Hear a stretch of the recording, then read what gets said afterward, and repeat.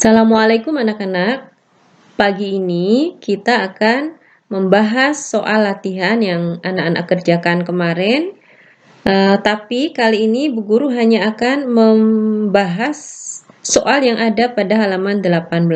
Karena pada halaman 18 itu soalnya mencakup semua operasi hitung pada bilangan bulat yang sudah kita bahas sebelumnya.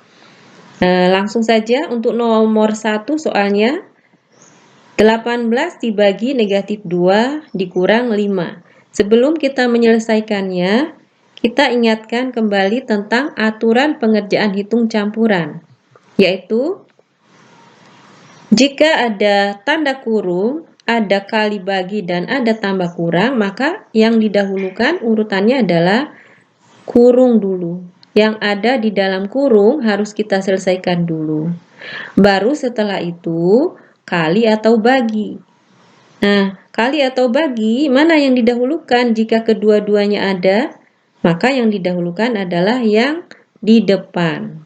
Kalau kali yang di depan, maka kali dulu yang dihitung, baru kemudian bagi. Nah, setelah selesai itu, barulah kita melanjutkan ke penjumlahan atau pengurangan. Sama ya, penjumlahan dan pengurangan jika kedua-duanya ada, maka didahulukan yang di depan. Itulah urutannya anak-anak. Baik, sekarang kita akan menyelesaikan soalnya. Nah, di sini ada tanda bagi dan ada tanda kurang. Mana yang lebih kuat atau yang didahulukan? Tentu pembagian dulu. Berarti 18 dibagi negatif 2. Ingat bagaimana tanda pada hasil pembagian? Pembagian yang berbeda tanda hasilnya adalah bertanda negatif. Angkanya tetap dibagikan seperti biasa. 18 dibagi 2 berapa? 9. Karena tandanya negatif, maka negatif 9. Ya. Boleh kita kurung dulu anak-anak supaya fokus kita tidak terpecah. Jadi kita kurung dulu untuk memudahkan kita memulainya dengan yang didahulukan yang mana. Ini ya. Nah, setelah itu baru dikurangkan dengan 5. Nah, untuk operasi pengurangan, kalau anak-anak masih bingung, boleh diubah dulu ke penjumlahan. Ingat kemarin penjumlahan dengan lawannya. Nah, di sini 5 itu adalah positif, maka lawannya adalah negatif 5. Tuh. Barulah dijumlahkan dengan negatif 9. Ingat ya, tidak boleh diubah tempatnya. Negatif 9 tetap di depan, sedangkan 5 di belakang karena ini pengurangan. Tidak boleh dibolak-balik tempatnya. Walaupun tadi kita mengerjakan dulu yang di belakang, kita ubah dulu yang di belakang, tetapi urutannya tetap harus seperti ini. Nah, sekarang negatif 9 ditambah negatif 5. Penjumlahan bilangan yang bertanda sama, maka langsung dijumlahkan, tandanya mengikuti. Nah, kalau kita ingat garis bilangan anak-anak, negatif 9 kan ke kiri, ditambah lagi negatif, berarti ke kiri lagi. Sehingga angka ke kirinya semakin bertambah. Berapa hasilnya? Iya, negatif 14. Soal nomor 2, 6 dikali negatif 12 ditambah 18 dibagi negatif 9. Kita lihat urutannya. Kemudian di sini ada operasi perkalian, ada penjumlahan, dan ada pembagian. Berarti kita dahulukan kali atau bagi. Karena kali yang di depan, maka kali yang dihitung dulu. Tapi sebetulnya bisa bersamaan dengan pembagian, karena di sini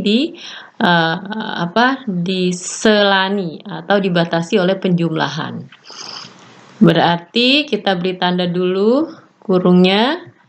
Nah, selanjutnya dari depan 6 kali negatif 12, 6 kali 12 72, berbeda tanda maka tandanya negatif. Yang di belakang 18 dibagi 9 2, karena berbeda tanda maka menjadi negatif 2. Nah, ini sama-sama dikerjakan bareng, tidak saling mempengaruhi karena dibatasi oleh penjumlahan. Nah, setelah itu baru kita jumlahkan. Negatif 72 ditambah negatif 2 sama-sama negatif, berarti tandanya juga akan negatif. tinggal dijumlahkan, 72 ditambah 2, 74.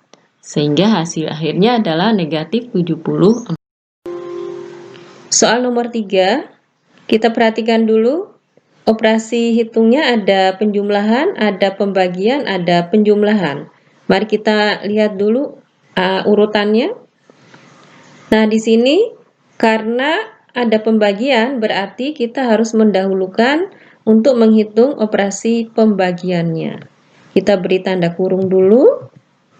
Kemudian kita hitung hasilnya berapa? Iya, bagus, negatif 10.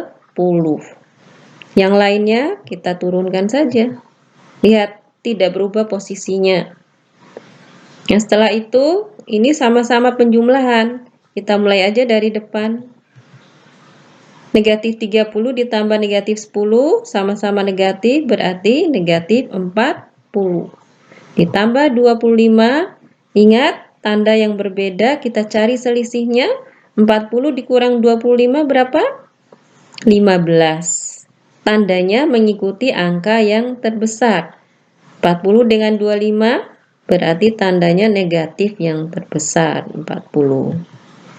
Iya, hasilnya adalah negatif 15.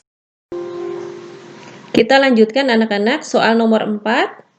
Kita munculkan dulu urutan hitungnya.